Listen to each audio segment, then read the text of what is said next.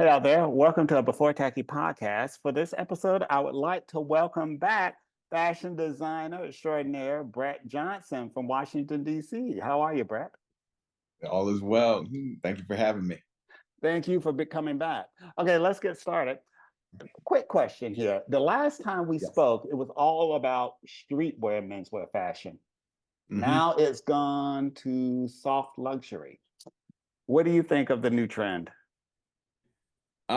I wouldn't call it so much a trend as it is like an embodiment of a certain lifestyle, right? So from my vantage point, my brand has always fit into this sort of soft, quiet luxury aesthetic, Uh-huh. and I wouldn't so much uh, call it a trend. Some people want to ride the wave, but I think a lot of people more so want to do and cater to what they're strong in.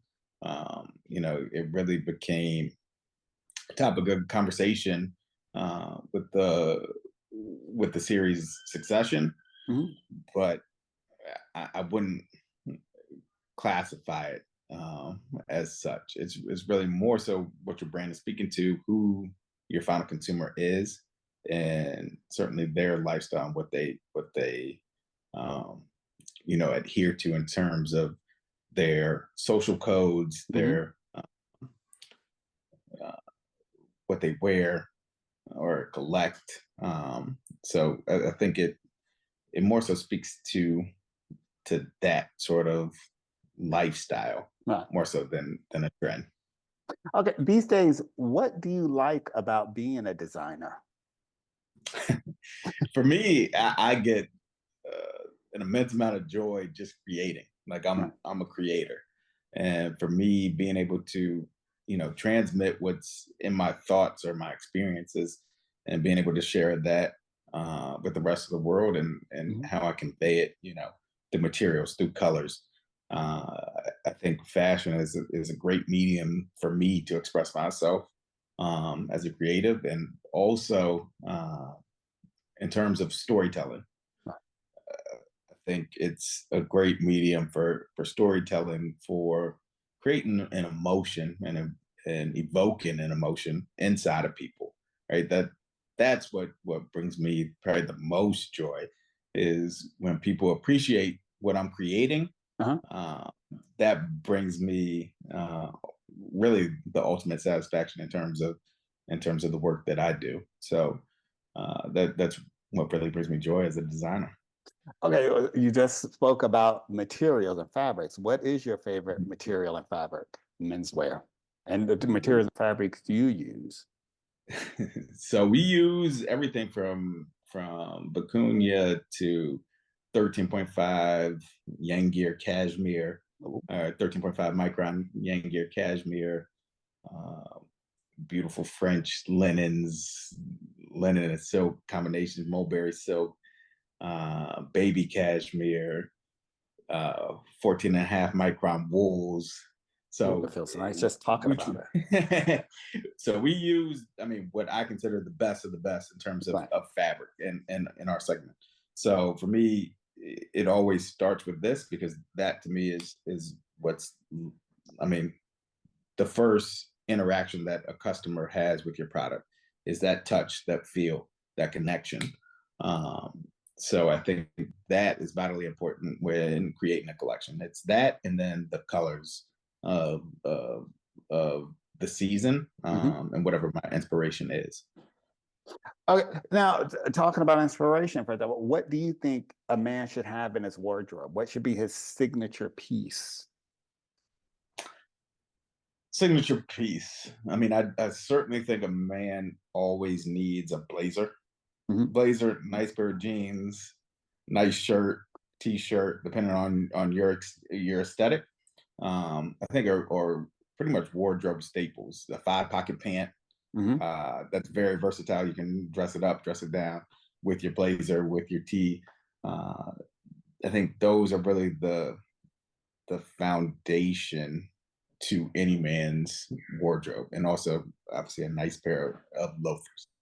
Do you have a particular color for a blazer? Black, blue, gray? For me, yeah, dark colors. So I would say either dark gray. We don't do black in the collection. Right. We're actually doing a capsule collection for uh, one store that will be our only exclusive black Members. wear. But yes, but I think yeah, navy, dark gray, even a dark brown blazer is also a beautiful option.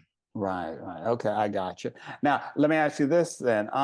For example, how do you define an elegant man, or how do you define elegance? Is it the clothes, or the way the person walks, the way the person carries themselves, the manners, for example, especially if they're wearing something so expensive? Because some people can wear something expensive and you like, Mhm. Right. well, maybe you need to try it. Yes. So it's definitely in the persona of the person and Right, the charisma, the character behind it. right, Because you can get somebody in a pair of jeans and a t-shirt that carries himself, you know, in a more elegant way than a guy in a suit. So for me, I think it's really just like the embodiment of how you know, show yourself to the world and how you right, carry yourself, everything in which you do as a man. And I think that really speaks to the elegance. It's, I always say, sometimes the man makes the clothes, yeah, I agree. right? Versus the Very true. clothes making versus the clothes making a man. Very, So very true. that's my vantage point on it. And I agree because sometimes I remember when I lived in London, I would see people decked out in every brand you can think of, and you're thinking, Exactly. did they just rob Selfridges or something? Like, oh my God. Right. You wear your brand? It can be quite quite a knee-jerk reaction. Yeah, I was like, okay, what happened here? But you wear your own brand, right? Do you wear your own I clothes? do. Do you wear other brands also, or just your own? Mainly my own. I mean, there are a few Endorsement. there yeah, there are a few pieces that I've had, for ages. Uh-huh. Even before I launched my own brand that I'll still wear, but I definitely try and wear only Brett Johnson. Really? Yes. Only brand, like the sweat, I think you had a sweatshirt. I remember I The saw the collection, for example. yes. Quite elegant. I The, don't. I wouldn't take the metro in that piece. yeah, I uh, mean, it's definitely some beautiful loungewear for home, and then when we're going out, a lot of our outerwear and knitwear pieces, I feel comfortable in, and not only comfortable, but just the quality, the savoir faire, the making, and obviously the materials. Going back to materials are yeah. just absolutely stunning from my vantage point. No, I agree. But like I said before, I'm not taking the metro with that on. We'll call, and not even an Uber. No. Okay, Right. Oh. talking about Sorry. materials. Okay, the Mhm. sustainability. So we have to talk about sustainability in fashion. So tell me what your brand is doing as far as sustainability goes. Yes. So we work with. Uh, it really starts with our suppliers Uh-huh. and who we work with, because I think um, one of the major things when you talk about sustainability is what are your suppliers doing Right. and how they operate their company. So we have a standard with the brand is, are they doing eco-friendly things? Water consumption, especially in the fashion industry, is a big talking point.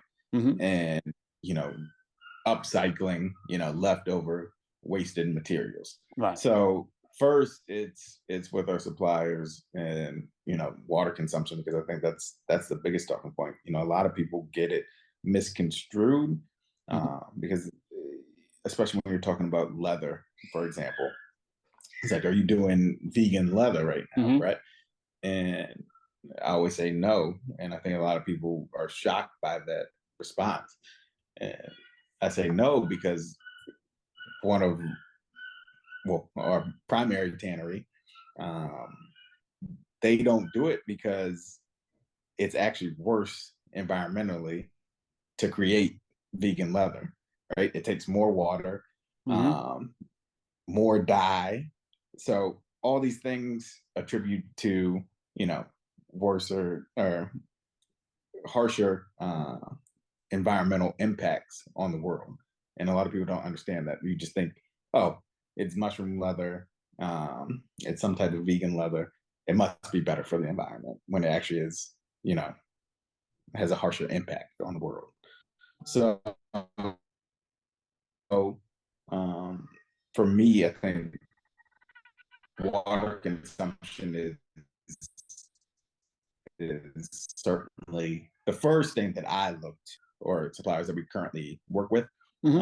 What are they doing to reduce their carbon footprint? Right.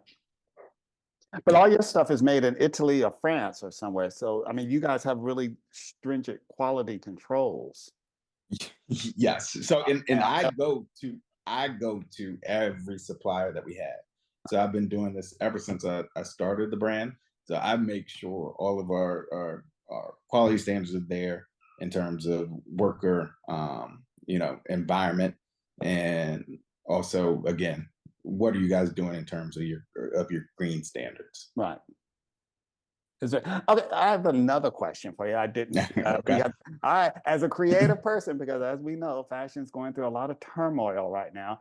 What do you Mhm. think of so many designers going in the machine and going out the other way?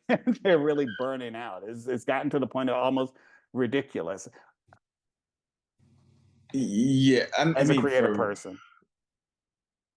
for me, I can understand it when you have to deliver, especially for the bigger brands, you have to deliver so many collections per year Mhm.